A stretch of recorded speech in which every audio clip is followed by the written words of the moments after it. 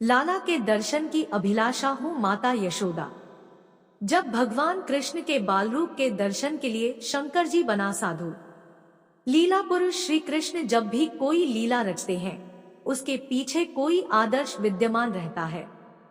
जब जब भगवान ने अवतार लिया, तब तब भगवान शंकर उनके बाल रूप के दर्शन के लिए पृथ्वी पर पधारे।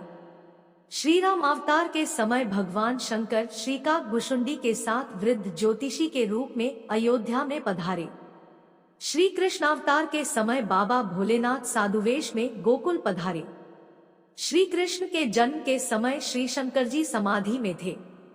जब वह जागृत हुए तब उन्हें मालूम हुआ कि श्री कृष्ण ब्रज में बाल रूप में प्रकट हुए हैं। इससे शंकर जी ने बाल कृष्ण के दर्शन के लिए जाने का विचार किया।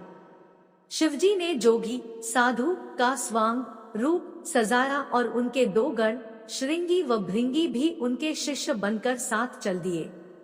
श्री कृष्ण गोविंद हरे मुरारे, हे नाथ नारायण वासुदेवाय कीर्तन करते हुए वे नंदगांव में माता यशोदा के द्वार पर आकर खड़े हो गए। अलख निरंजन शिवजी ने आवाज लगाई, आज परमात्मा कृष्ण रूप में प्रत्यक्ष प्रकट हुए हैं। शिवजी इन साकार ब्रह्मा के दर्शन के लिए आए हैं। यशोदा माता को पता चला कि कोई साधु द्वार पर भिक्षा लेने के लिए खड़े हैं। उन्होंने दासी को साधु को फल देने की आज्ञा दी। दासी ने हाथ जोड़कर साधु को भिक्षा लेने व बालकृष्ण को आशीर्वाद देने को कहा। शिवजी ने दासी से कहा कि मेरे गुरु ने मुझसे कहा है कि गोकुल में यशोदा जी के घर परमात्मा प्रकट हुए हैं, इससे मैं उनके दर्शन के लिए आया हूँ। मुझे लाला के दर्शन करने हैं। ब्रज में शिशुओं को लाला कहते हैं, व शैव साधुओं को जोगी कहते हैं। दासी ने भीतर जाकर यशोदा माता को सब बात बताई। यशोदा जी को आश्चर्य हुआ।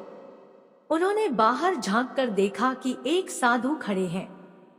उन्होंने बाघांबर पहना है, गले में सर्प है, भव्य जटा है, हाथ में त्रिशूल है।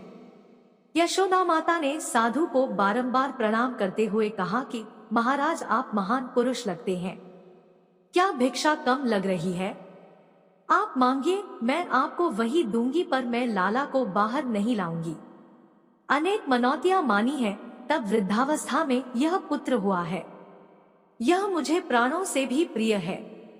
आपके गले में सर्प है। लाला अति कोमल है, वह उसे देखकर डर जाएगा।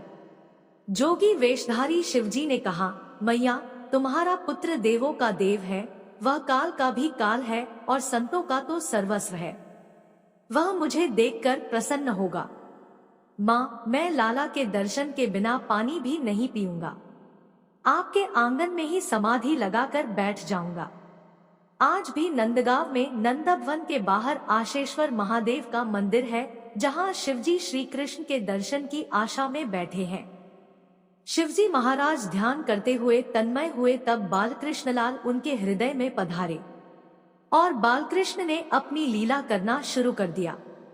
बालकृष्ण ने जोर जोर से रोना शुरू कर दिया। माता यशोदा ने उन्हें दूध, फल, खिलौने आदि देकर चुप कराने की बहुत कोशिश की, पर वह चुप ही नहीं हो रहे थे। एक गोपी ने माता यशोदा से कहा कि आंगन में जो साधु बैठे हैं, उन्होंने ही लाला पर कोई मंत्र फेर दिया है।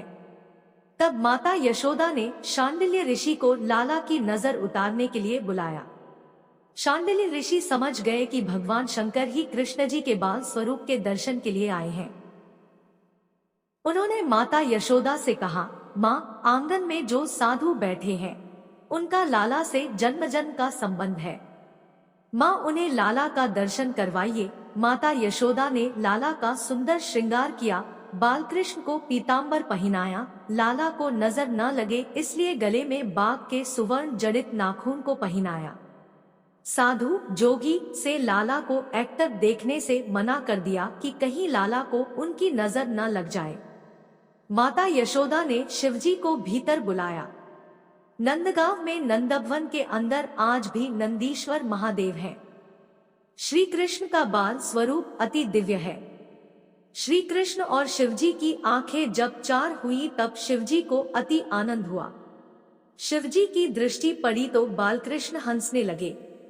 यशोदा माता को आश्चर्य हुआ कि अभी तो बालक इतना रो रहा था, अब हंसने लगा। माता ने शिवजी का बारंबार वंदन किया और लाला को शिवजी की गोद में दे दिया। माता यशोदा ने जोगी से लाला को नजर न लगने का मंत्र देने को कहा। जोगी रूपी शिवजी ने लाला की नजर उतारी और बालकृष्ण को गोद में लेकर नंदभवन के आंगन में नाचने लगे। सारा नंदगांव शिवलिंगाकार बन गया और आज भी है। ऐसा प्रतीत होता है कि नंदगांव पहाड़ पर है और नीचे से दर्शन करने पर ऐसा लगता है कि भगवान शंकर बैठे हैं। शिवजी योगेश्वर है और श्री कृष्ण योगेश्वर है। श्री कृष्ण प्रवृत्ति धर्म समझाते हैं, शिवजी निवृत्ति धर्म समझाते हैं। ब्रह्मवैवर्त पुराण में कथा है कि भगवान श्री कृष्ण के दिव्य अंगों से भगवान नारायण, शिव व अन्य देवी देवता प्रादुर्भूत हुए। शिवजी ने श्री कृष्ण की स्तुति करते हुए कहा, विश्वं विश्वेश्वरेश च विश्वेशम विश्वकारणं, विश्वाधार च विश्वस्तं विश्वकारण कारणं, विश्वरक्षाकारणं च विश्वघ्नं विश्वजं परम, फलबीजं फलाधारण फलं च तत्फल प्रदम। इसका अर्थ है आप विश्व रूप है, विश्व के स्वामी है। नहीं नहीं, विश्व के स्वामियों के भी स्वामी है, विश्व के कारण है, कारण के भी कारण है, विश्व के आधार है, विश्वस्त है, विश्व रक्षक है, विश्व का संहार करने वाले हैं और नाना रूपों में विश्व में आविर्भूत होते हैं।